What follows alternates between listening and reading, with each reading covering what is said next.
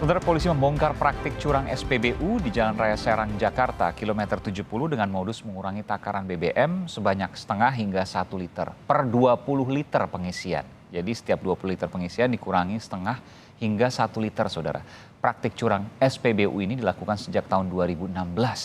SPBU nakal ini diduga mengeruk uang 7 miliar rupiah dari praktik curangnya.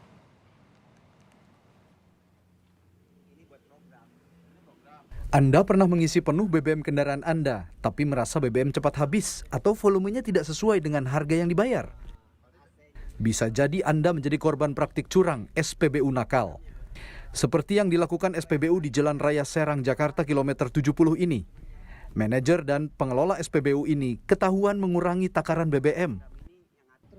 Direktorat Reserse Kriminal Khusus Polda Banten mendapati pemilik dan manajer SPBU melakukan modifikasi pada dispenser SPBU dengan remote control atau perangkat pengendali jarak jauh.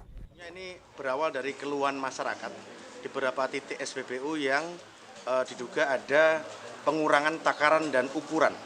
Dari situ kita melakukan penyelidikan yang mendalam sehingga kita temukan adanya modus operandi baru tentang penyalahgunaan penjualan BBM ini kepada masyarakat. Praktik curang SPBU ini dilakukan dengan mengurangi takaran BBM sebanyak setengah hingga 1 liter per 20 liter pengisian. Praktik curang ini merugikan konsumen yang mengisi BBM per harinya mulai 4 hingga 6 juta rupiah. Praktik curang SPBU ini dilakukan sejak tahun 2016. Selama kurang lebih 4 tahun, SPBU nakal ini meraup keuntungan dari kecurangan sebesar 7 miliar rupiah. Polisi akhirnya menetapkan 2 orang pengelola SPBU sebagai tersangka. Atas perbuatannya, keduanya dijerat dengan pasal berlapis dari Undang-Undang Perlindungan Konsumen dan Undang-Undang tentang Metrologi Legal. Namun polisi memutuskan untuk tidak menahan kedua tersangka dengan alasan faktor usia dan kesehatan. Suherdi, Kompas TV, Serang, Banten.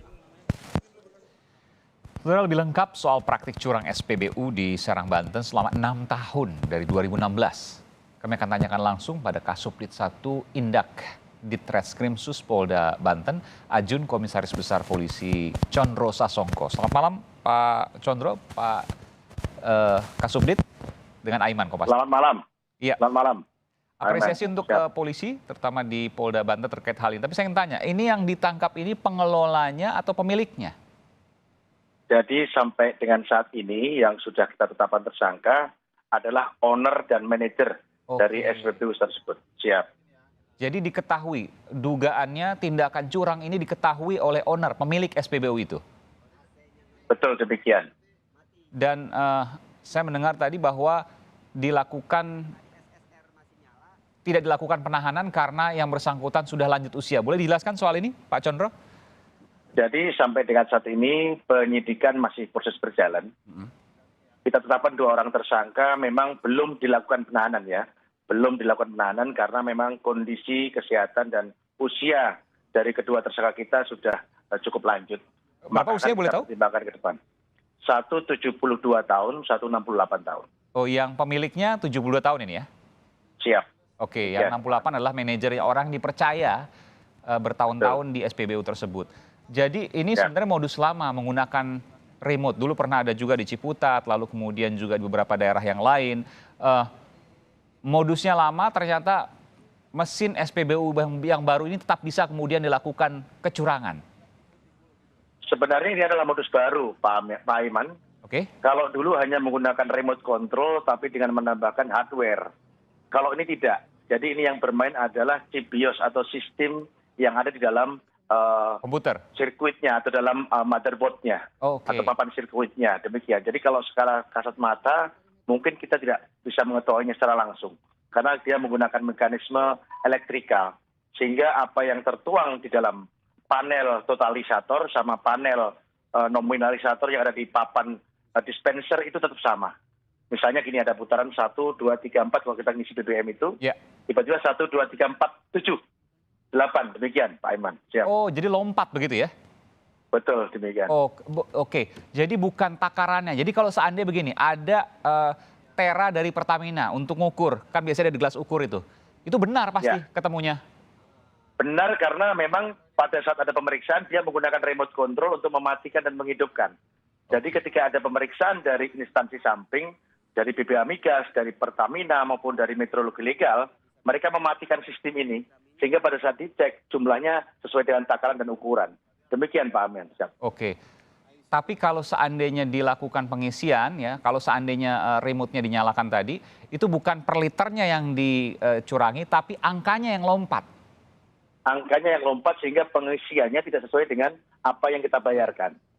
Jadi dalam 20 liter itu misalnya 1, 2, 3, 4, 6 langsung begitu kurang lebih ya? Ya, demikian. Kurang lebih demikian sistemnya. Dan keuntungannya dari 20 liter itu kurang lebih 1 liter yang dikorupsi oleh SPBU tersebut.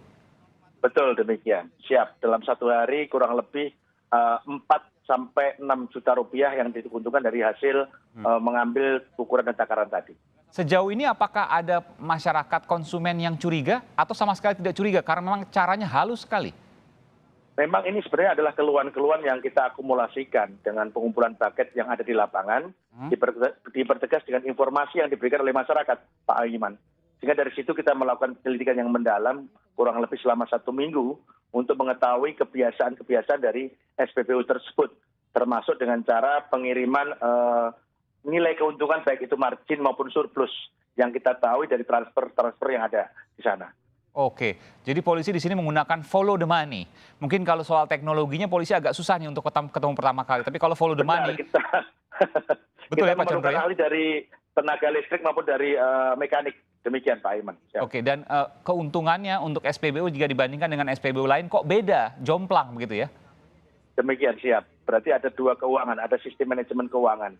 1 keuntungan margin, 1 keuntungan surplus. Artinya mereka punya dua buku besar keuangan? Kalau dari pemeriksaan kita, yang satu dikirimkan ke rekening perusahaan, yang satu lagi dikirimkan kepada rekening pribadi atau kepada rekening owner itu sendiri. Jadi saya belum menangkap. Jadi ada 2 transfer gitu ya, keuntungan ini? Ya, ada 2 transfer yang kemudian di dalam transfer tersebut dicantumkan keterangan. Satu adalah keuntungan margin dari penjualan SPBU tersebut. Satu lagi adalah keuntungan surplus yang kemudian kita ketahui itu adalah keuntungan dari hasil mengurangi takaran dan ukuran tadi. Jadi yang dikirimkan ke pemilik SPBU-nya itu adalah keuntungan dari korupsi tadi dan artinya tidak kena pajak kan begitu ya? Iya, demikian. Jadi 2 hal dong ini dugaannya nih. Yang pertama soal korupsinya, yang kedua uang hasil korupsinya langsung disisihkan supaya tidak kena pajak. Bisa dua hal pidana ini, Pak Condro. Ya, sementara ini kita masih terapkan pasal tentang perlindungan konsumen dan tentang metrologi legal dengan ancaman hukuman 5 tahun penjara dan denda 2 miliar. Jadi betul-betul rapi ya, dari sistem mesinnya itu mereka rapi, menggunakan BIOS tadi ya, motherboard yang kemudian komputer yang kemudian mereka rekayasa. Lalu kemudian dari sistem keuangannya juga yang resmi mereka laporkan secara resmi, tapi yang kemudian hasil keuntungan dari korupsi tadi mereka langsungkan kirim transfer ke ownernya, ke pemiliknya. Demikian, betul sekali Pak Aiman. Siap.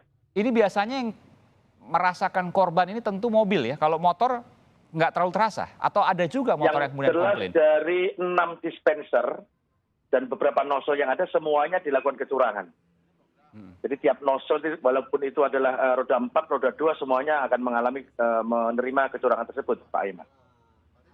Oke. Apakah kemudian dari sini akan dilakukan pemeriksaan juga kepada SPBU lainnya? Kan biasanya begini, SPBU ini tidak dimiliki oleh 1 orang. Maksud saya begini, 1 orang ini tidak memiliki hanya 1 SPBU maksudnya. Ada juga mungkin beberapa SPBU yang lain. Benarkah itu? Betul demikian. Jadi beberapa 1 orang biasanya memiliki beberapa SPBU. Memang dari hasil penyelidikan kita ada beberapa SPBU yang kemungkinan ada melakukan praktik curang ini. Kemudian saya kerjasama dengan pihak Pertamina, kemudian untuk kecurangan-kecurangan ini saya diberikan sanksi, misalnya melakukan penutupan atau tidak melakukan pengiriman kembali sampai dikembalikan pada keutuhan mesinnya kembali. Demikian Pak Aiman. Jadi diduga 1 yang terbongkar, masih ada yang lain kemungkinan yang kemudian akan dilakukan penyelidikan oleh polisi? Betul demikian. Saya yakin masih ada SPBU lain yang masih menggunakan cara-cara nakal seperti ini. Oke, terakhir untuk masyarakat agar kemudian tidak tertipu atau bagaimana kemudian pengawasan dari kepolisian ataupun juga dari Pertamina bekerjasama terkait dengan SPBU nakal ini? Tentunya nanti saya akan bekerjasama dengan instansi kepanjangan pemerintah lainnya, utamanya dari Pertamina sendiri dan dari metrologi legal, dinas, untuk melakukan pengecekan secara berkala. Dan kepada masyarakat apabila menemukan kurang lebih kecurangan atau indikasi adanya kecurangan tersebut, agar tidak sungkan-sungkan melaporkan kepada kita. Demikian Pak Aiman. Baik, terima kasih AKBP Condro Sasongko, Kasubdit 1 Indak Ditreskrim Sus Polda Banten. Terima kasih Pak Condro, selamat malam, sehat selalu. Selamat malam.